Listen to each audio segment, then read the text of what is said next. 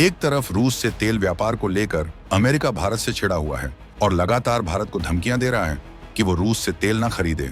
लेकिन रूस से तेल खरीदना बंद करना तो छोड़िए, भारत कच्चे तेल पर वो खेल कर चुका है जिसने न केवल अमेरिका और नाटो की धमकियों की हवा निकाल दी, बल्कि तेल के सम्राट अरब देशों की भी घिघी बांध दी है। आज जो खबर आई है जिसने ट्रंप के पसीने छुड़ा डाले हैं, अरब के शेखों की नींदें उड़ी, तेल के खेल का होगा अब दी एंड। भारत ने चली अपनी सबसे बड़ी चाल। ना मिसाइल, ना एटम बम, भारत के गुप्त हथियार से कांप उठा। अमेरिका, रूस और चीन, दुनिया में मची खलबली। खाड़ी देशों की बादशाहत पर मंडराया अब तक का सबसे बड़ा खतरा, डॉलर और रियाल का खेल होगा खत्म। पेट्रोल डीजल की गुलामी से मिलेगी आजादी। भारत ने दुनिया को दिखाया आत्मनिर्भरता का असली बाहुबली अवतार। बंजर जमीन और तपती धूप बनेगी भारत की नई सेना। तेल के काले कारोबार पर लगेगा ताला। अब होगी असली ऊर्जा क्रांति। आज दुनिया की नजरें जंग के मैदानों, हाइपरसोनिक मिसाइलों और परमाणु हथियारों पर टिकी हैं। हर कोई सोच रहा है कि अगला विश्व युद्ध टैंकों और लड़ाकू विमानों से लड़ा जाएगा, लेकिन सब गलत है। असली जंग तो कहीं और ही शुरू हो चुकी है, एक ऐसे मैदान में जिसके बारे में किसी ने सोचा भी नहीं था। और इस जंग में भारत ने एक ऐसा सीक्रेट हथियार तैयार कर लिया है जिसकी भनक ना तो बीजिंग में बैठे चीनी हुक्मरानों को लगी, ना ही वॉशिंगटन के व्हाइट हाउस में बैठे अमेरिकी रणनीतिकारों को। यह कोई साधारण हथियार नहीं है। ये ना तो आसमान में उड़ता है और ना ही जमीन पर चलता है, लेकिन इसकी ताकत दुनिया की सबसे बड़ी अर्थव्यवस्थाओं को घुटनों पर लाने की है। ये वो हथियार है जो रूस के तेल के कुओं को सुखा सकता है, सऊदी अरब के शेखों की दौलत को मिट्टी में मिला सकता है और अमेरिका के डॉलर को कागज का टुकड़ा बना सकता है, जिससे वो दुनिया पर राज करता है। भारत ने पिछले कुछ सालों में चुपचाप, बिना किसी शोर शराबे के, इस महा हथियार को इतना घातक बना लिया है कि अब जब ये दुनिया के सामने आया है तो सबके होश उड़ गए हैं। ये भारत की वो साइलेंट किलर रणनीति है जो चीन और पाकिस्तान जैसे पड़ोसियों को बुरे सपने दिखाने वाली है। हम आपको बताएंगे इस धमाकेदार खबर की पूरी कहानी, तो बने रहिएगा वीडियो पर। और इस संबंध में आपके जो भी विचार हों कमेंट में लिखकर जरूर बताइएगा। तो चलिए अब पर्दा उठाते हैं इतिहास के उस सबसे बड़े जियोपॉलिटिकल दांव से जिसे भारत ने चलना शुरू कर दिया है। इसे समझने के लिए आपको पहले उस खेल को समझना होगा जो पिछले 70 से 80 सालों से दुनिया पर राज कर रहा है। ये खेल है पेट्रो डॉलर का, यानी तेल का काला सोना। सोचिए, Saudi Arab, UAE, Kuwait, Iraq, Iran, Venezuela, रूस और यहाँ तक कि अमेरिका, इन देशों की असली ताकत क्या है? इनकी असली ताकत है जमीन के नीचे दबा हुआ कच्चा तेल। इसी तेल के दम पर ये देश पूरी दुनिया की राजनीति को अपनी उंगलियों पर नचाते आए हैं। जब चाहते हैं तेल का उत्पादन बढ़ाकर कीमतें गिरा देते हैं, जब चाहते हैं उत्पादन घटाकर पूरी दुनिया में महंगाई की आग लगा देते हैं। भारत और चीन जैसे देश जो दुनिया की सबसे तेजी से बढ़ती अर्थव्यवस्था है, इनकी सबसे बड़ी कमजोरी यही कच्चा तेल रहा है। हमें अपनी जरूरत का 85% से ज्यादा तेल बाहर से खरीदना पड़ता है, यानी हमारी तरक्की की चाबी, हमारी अर्थव्यवस्था का रिमोट कंट्रोल इन तेल उत्पादक देशों के हाथ में था। हम हर साल अरबों खरबों डॉलर इन देशों को देते थे और बदले में हमें मिलती थी ऊर्जा की गुलामी। अगर अमेरिका ईरान पर प्रतिबंध लगाता तो हमें सोचना पड़ता। अगर सऊदी अरब और रूस में कोई डील होती तो हमारे देश में पेट्रोल के दाम बढ़ जाते।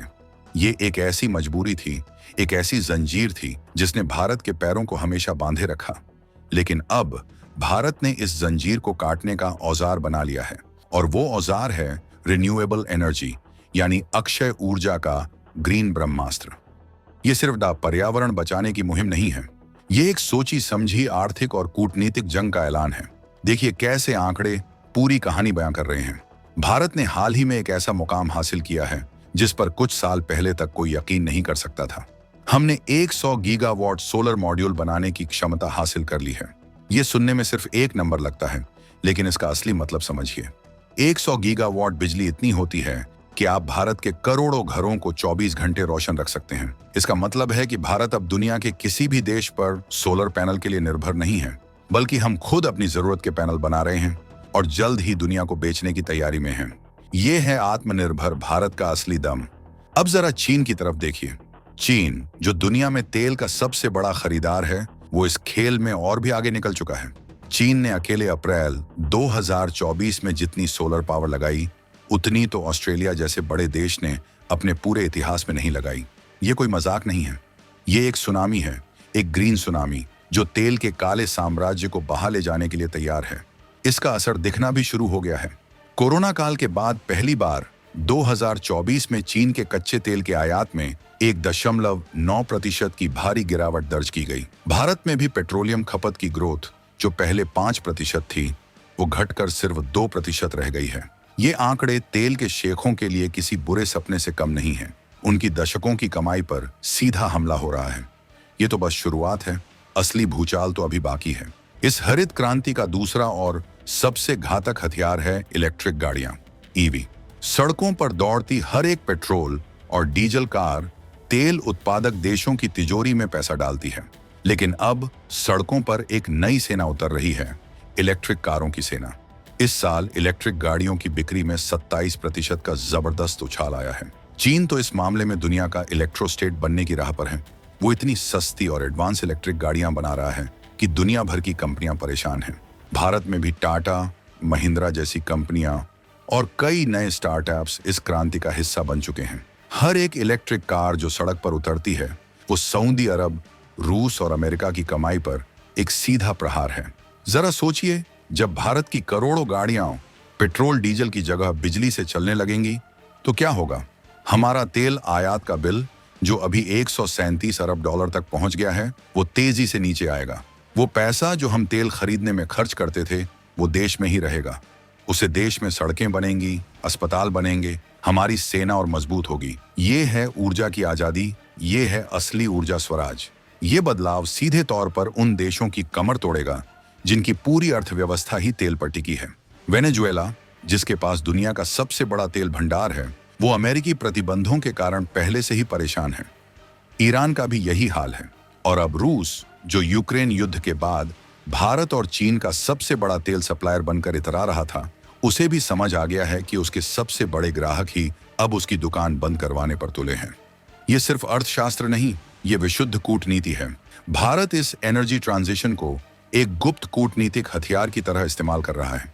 जब दुनिया को लगता था कि भारत दबाव में है, तब भारत चुपचाप अपनी ऊर्जा की आत्मनिर्भरता की दीवार खड़ी कर रहा था। अब जब भारत किसी भी देश से बात करने बैठेगा, तो वो एक मजबूर खरीदार की हैसियत से नहीं, बल्कि एक ऊर्जा शक्तिशाली देश की हैसियत से बात करेगा। अब कोई देश हमें तेल की सप्लाई रोकने की धमकी नहीं दे पाएगा। अब हमें किसी के दबाव में आने की जरूरत नहीं पड़ेगी। ये भारत की विदेश नीति को वो धार देगा जिसकी कल्पना भी नहीं की जा सकती। चीन और पाकिस्तान जैसे देश जो अक्सर ऊर्जा के गलियारों, एनर्जी कॉरिडोर्स को लेकर भारत को घेरने की कोशिश करते हैं, उनकी सारी रणनीति धरी की धरी रह जाएगी। जब हमारी निर्भरता ही खत्म हो जाएगी, तो वो किस बात का दबाव बनाएंगे? ये भारत के विश्वगुरु बनने की राह में एक मील का पत्थर है। हम दुनिया को दिखा रहे हैं कि कैसे एक विकासशील देश बिना किसी की मदद के अपनी तकदीर खुद लिख सकता है। ये उन करोड़ों भारतीयों की जीत है जो तपती धूप में सोलर पैनल लगा रहे हैं, जो फैक्ट्रियों में ईवी बना रहे हैं और जो अपनी पुरानी गाड़ी को छोड़कर एक नई इलेक्ट्रिक गाड़ी अपना रहे हैं। ये एक राष्ट्रीय आंदोलन है जो भारत को दुनिया के शीर्ष पर पहुंचाने वाला है। तो अब खेल पूरी तरह से बदल चुका है। तेल का वो काला सोना जिसने 20वीं सदी पर राज किया, अब 21वीं सदी में अपनी चमक खो रहा है। एक तरफ अमेरिका, रूस और सऊदी अरब जैसे तेल के पुराने बादशाह हैं जिनकी सल्तनत ढह रही है। दूसरी तरफ भारत और चीन जैसे नए खिलाड़ी हैं जो सूरज की रोशनी और बैटरी की ताकत से दुनिया का भविष्य लिखने को तैयार हैं। ये टकराव सिर्फ दो तरह की सोच का है। एक सोच गुलामी की है, दूसरी सोच आजादी की है। एक सोच अतीत की है, दूसरी सोच भविष्य की है। भारत ने भविष्य का रास्ता चुन लिया है। ये रास्ता मुश्किलों भरा हो सकता है, इसमें चुनौतियां आ सकती हैं, लेकिन ये रास्ता आत्मनिर्भरता और स्वाभिमान की ओर जाता है। ये वो रास्ता है जो भारत को किसी का मोहताज नहीं, बल्कि दुनिया का पथ प्रदर्शक बनाएगा। तेल के कुओं का युग समाप्त हो रहा है और सोलर पैनलों का युग शुरू हो रहा है। अब सवाल आपसे है, आपको क्या लगता है, क्या भारत का यह ग्रीन ब्रह्मास्त्र उसे वाकई दुनिया की सबसे बड़ी आर्थिक और रणनीतिक महाशक्ति बना पाएगा? क्या तेल के शेखों और पश्चिमी देशों का दशकों पुराना राज अब हमेशा के लिए खत्म होने वाला है? अपनी राय कमेंट्स में लिखकर देश को जरूर बताइएगा।